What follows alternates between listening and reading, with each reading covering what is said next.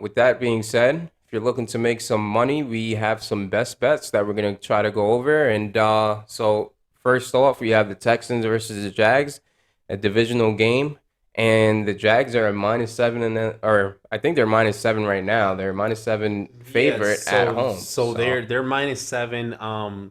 Some places they're moved up to 7.5. I like them at 7. Obviously, 7.5 is a bit tough. iffy, yeah. Being a divisional game, but yeah, I mean, look, the Texans and the Jaguars last year were along the same type of Talent wise, team, right? talent wise, production wise, and all that. This year, I think there's a clear difference.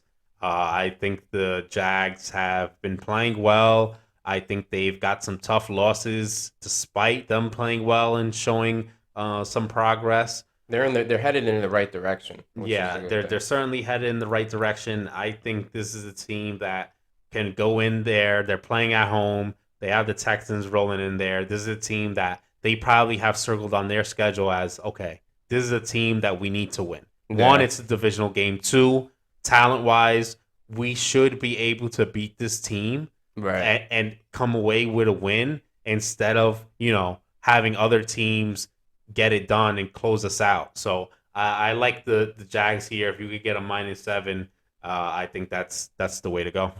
And another divisional game that we have coming up, we have the Bears versus the Vikings, -7, which is, I believe, can, oddly enough, I believe it could go either way, only because it's a divisional game. But I have the Vikings going -7. I take that for sure. Um, Justin Jefferson is, I mean, I don't know Yeah. who they really have to contain him. So this is what I did for this game. I looked at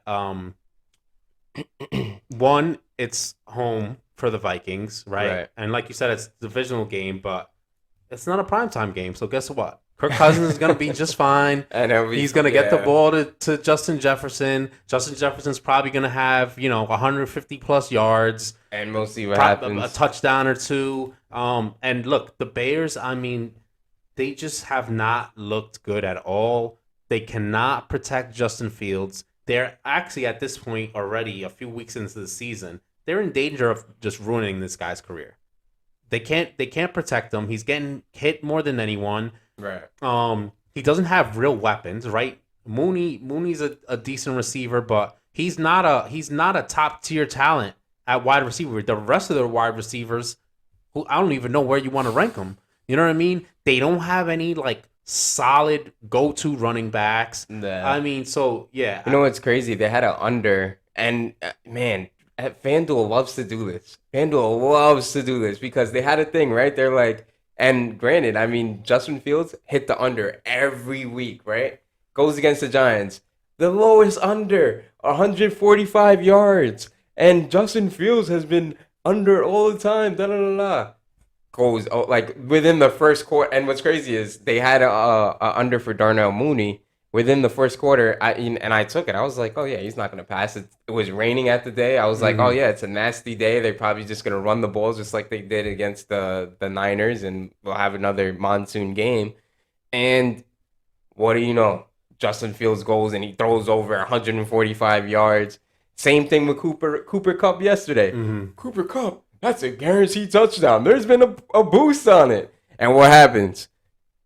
Cooper Cup doesn't get a touchdown. So I mean, I don't know. It's probably an analytical thing where they look into it, but yeah, I mean, I don't know. Justin Fields is weird. I still haven't completely made my mind on him. Well, you can't because he's not playing in a real team.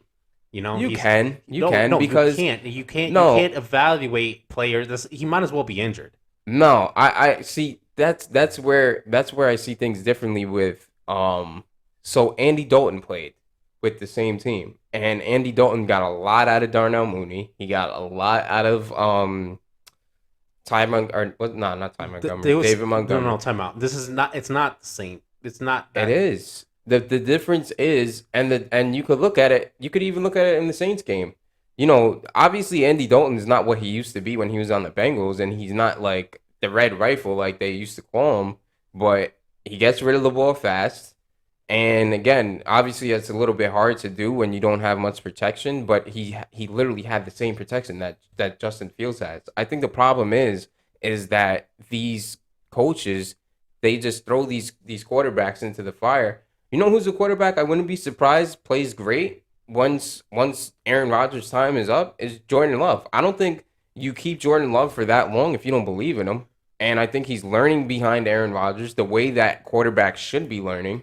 You should be holding a clipboard, earning your stripes in the locker room, understanding how to run an offense, understanding these factors, and then once you're ready, put you in that situation. Yeah. Well, either way, I think the Vikings handle the Bears here. Yeah, And I mean that's the whole point. That's the whole point of this. We could get into the whole Justin Fields maybe later on in the season where we see more of a body of work, but yeah, we could get into it. So another bet that we want to get into is the 49ers versus the Panthers. The Niners are away and they're the -4.5 favorite. I think this is a gimme. yeah. So So here's what happened with this game.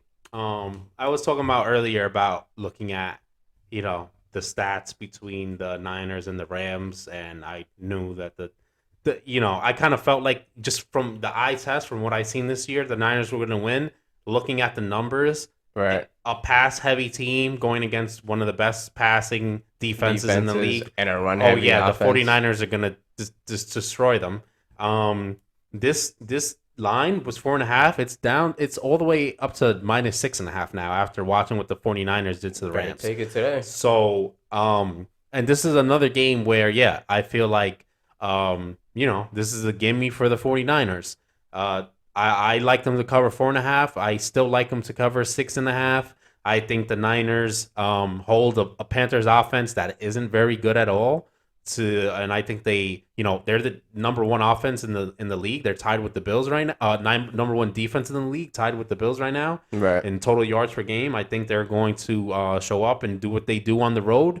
And I think offensively they'll be able to put up more than enough points to leave this game a bit out of reach for Baker Mayfield and the Panthers. So I'd love to see Baker struggle. I love to see it. I love to see it. He even struggled against the Cardinals.